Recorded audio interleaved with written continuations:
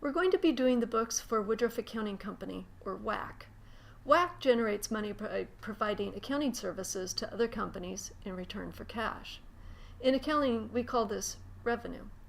WAC also has to pay out money to operate the business, which we call expenses, like rent, utilities, etc.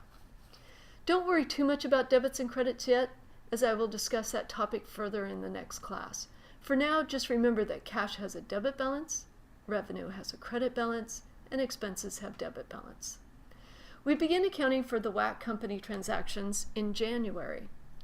We'll start off by entering the beginning balances carried over from the prior year, and we'll do this in what we call the general ledger. So starting off on January 1st, we're going to enter our beginning balances, which are carried over from our prior year, and we're bringing over cash.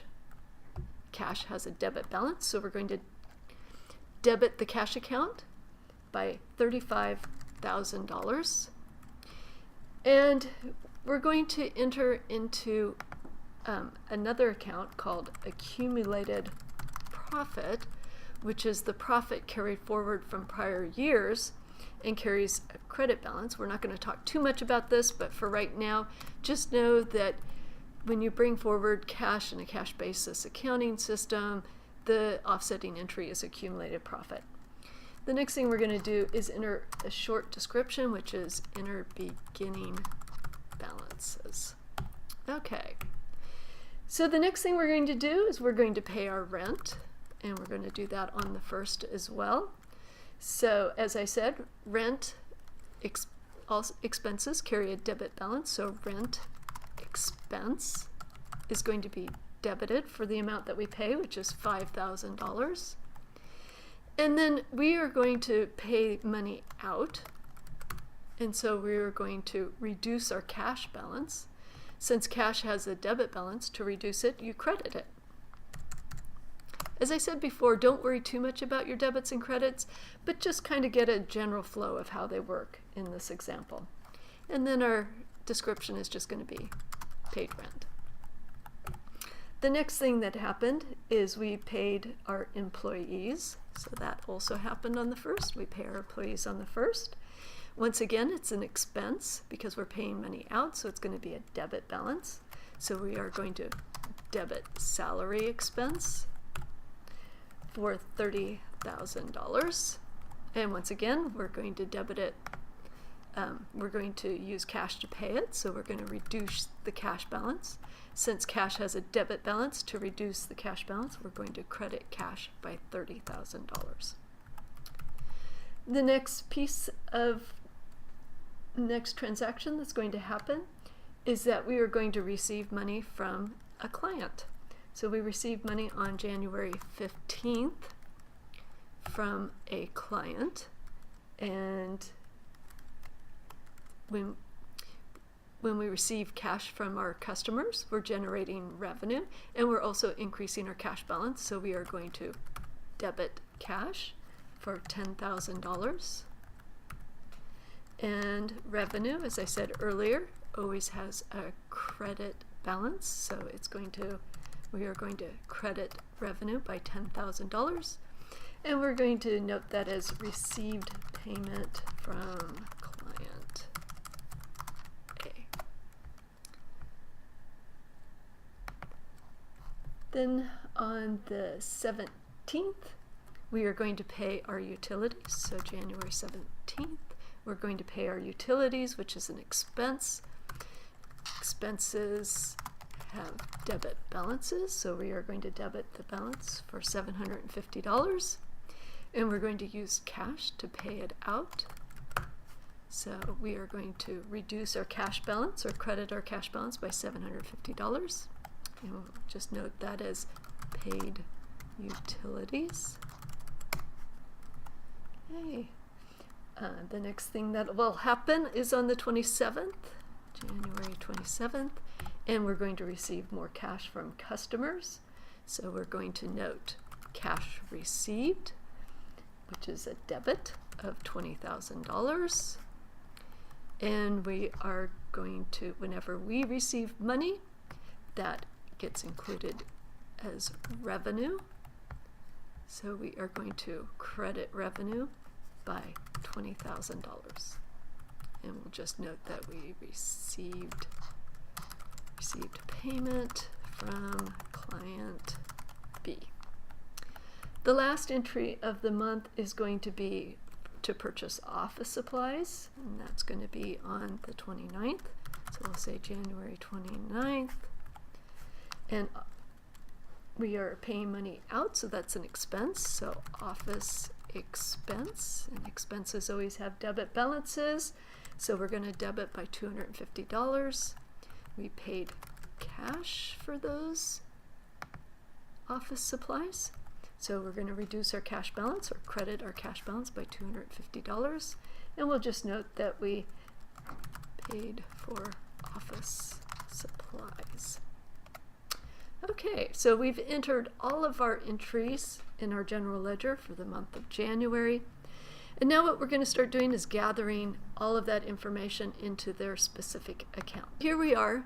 The first thing we're going to do is start gathering our cash transactions for the month, and we're going to use what we call a T account. You can see at the top it says the name of the account, and then we've got our debit and credits, and then we're just going to start collecting all of those entries. Now, instead of T accounts, you could have ledgers and you could have a lot more information, but to keep it simple, we're just going to use T accounts in this instance. So the first entry that we had was our beginning balance, and we debited cash for $35,000. So we're going to go to our T account and debit cash for $35,000. Our next entry was we credited cash for $5,000 for rent. So we'll note $5,000 credited. The next thing was we spent $30,000 on salaries, and that's a credit because we're reducing our account balance by $30,000. Then we received cash from a customer, so we're increasing our cash balance or debiting our cash balance by $10,000. Our next entry was we paid out cash of $750 for utilities, so we are decreasing our cash balance by $750.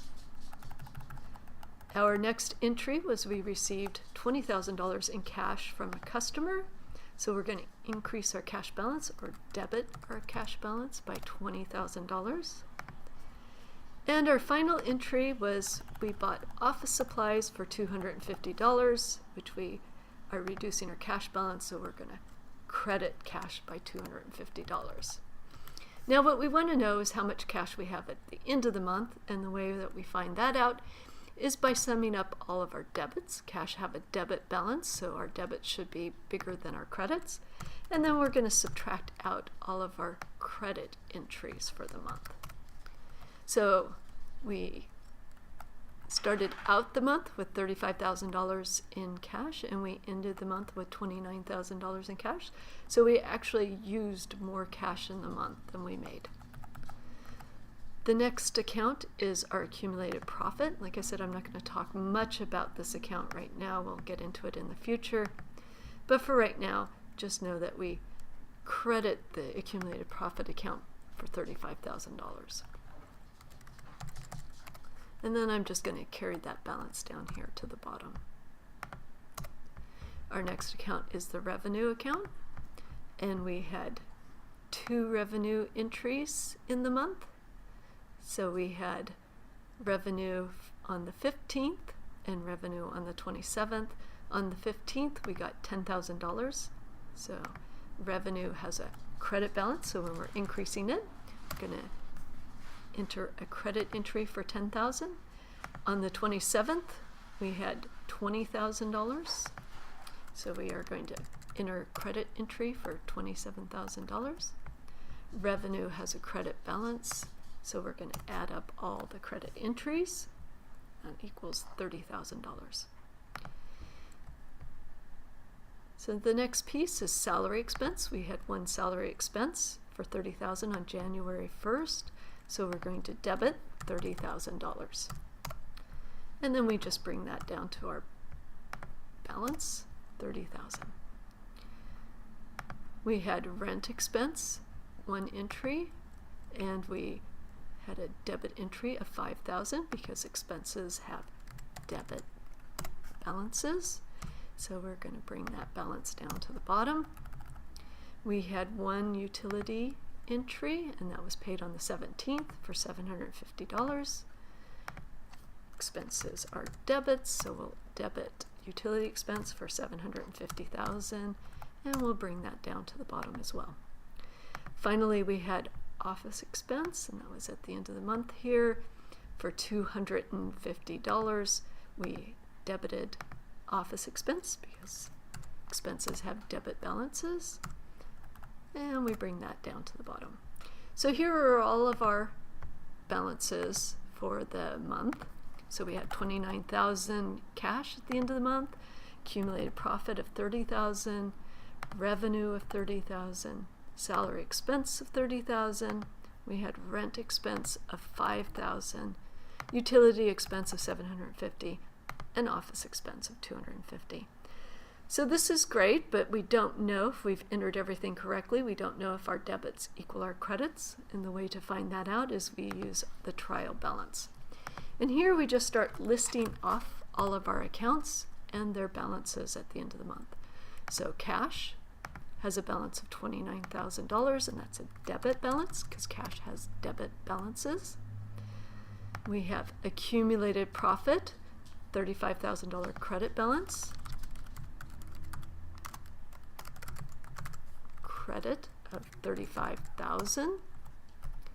Our next account is revenue. Revenue has credit balances, and that was $30,000. So we're going to show revenue, credit amount of $30,000. And then the next piece is salary expense. Expenses have debit balances, so we're going to enter salary expense, a debit of $30,000. Our next account is rent expense, and expenses have debit balances, so we are going to enter rent expense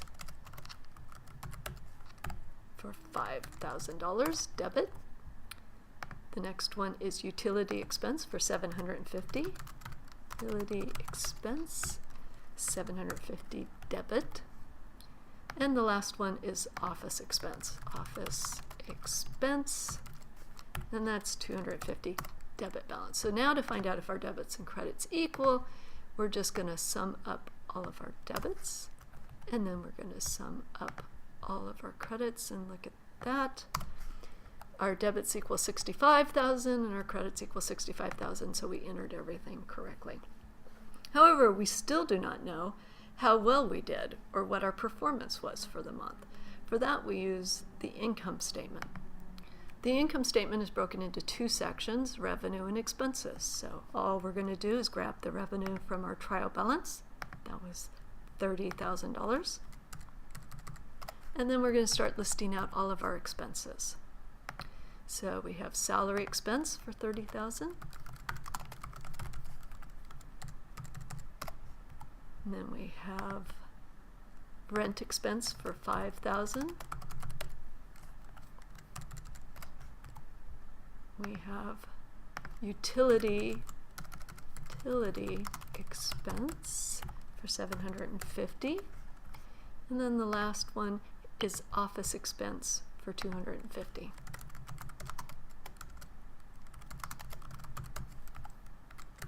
And then we're just going to sum up all of our expenses. So we had expenses of $30,000, and our net income is our revenue minus our expenses.